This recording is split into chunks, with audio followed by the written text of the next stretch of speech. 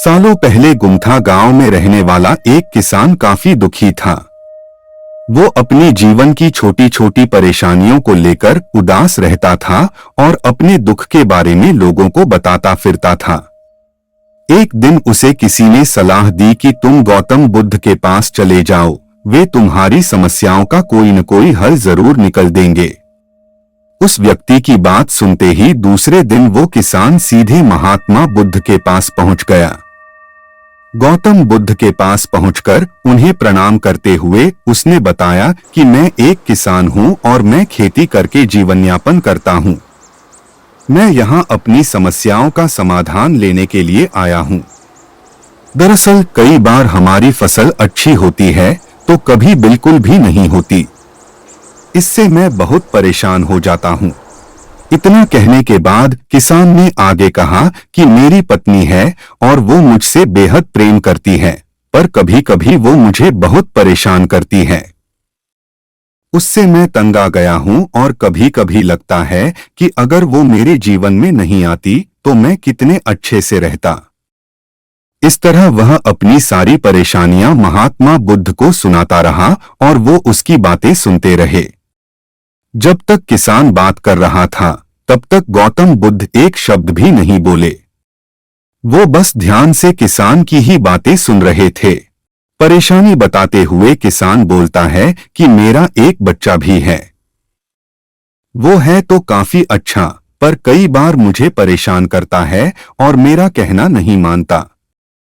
उसके ऐसे व्यवहार से मुझे लगता है कि वो मेरा बच्चा नहीं है। ऐसा कहते हुए किसान अपनी सारी परेशानी को बताता गया। इस तरह किसान ने अपने जीवन का सब कुछ जो उसे सताता था और दुखी करता था वो गौतम बुद्ध को बता दिया। अब किसान के पास उन्हें बताने के लिए कुछ भी नहीं बचा और उसका मन काफी हल्का हो गया। महात्मा बुद्ध से सब कुछ कहने के बाद वो उनसे अपनी परेशानियों के समाधान की उम्मीद लगाए बैठ था। काफी देर तक गौतम बुद्ध के जवाब का इंतजार करने के बाद बेसब्र होकर किसान ने ऊंची आवाज में महात्मा बुद्ध से पूछा, क्या आप मेरी समस्याओं को लेकर कुछ नहीं कहेंगे? तब गौतम बुद्ध बोले, मैं तुम्हारी किसी तरह से भी मदद नहीं कर सकता। किसान ने महात्मा बुद्ध से ऐसे जवाब की उम्मीद नहीं की थी। वो उनका जवाब सुनकर हैरान हो गया। उसे अपने कानों पर भरोसा नहीं हो रहा था।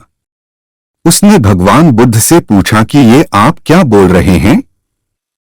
क्या आप मेरी समस्याओं का समाधान नहीं कर सकते? मैंने सुना है कि आप सभी की समस्याओं का समाधान करते हैं, तो मेरी समस्याओं का क्यों नहीं करेंगे? महात्मा बुद्ध इस बात पर किसान से कहते हैं कि आपके जीवन में जितनी कठिनाइयां हैं उतनी हर किसी के जीवन में होती है और सबको अपनी छोटी समस्याएं भी बड़ी लगती हैं। आपके जीवन में कोई ऐसी समस्या नहीं है जो दूसरों को न हो। हर व्यक्ति को अपने जीवन में सुख दुख का सामना करना पड़ता है। हम चाहे जितनी भी कोशिश कर लें, लेकिन हमारे जीवन में सुख और दुख दोनों आएंगे ही आएंगे। कई बार हमारे अपने हमें बेगाने लगने लगते हैं तो कई बारी बेगाने हमें अपने लगने लगते हैं।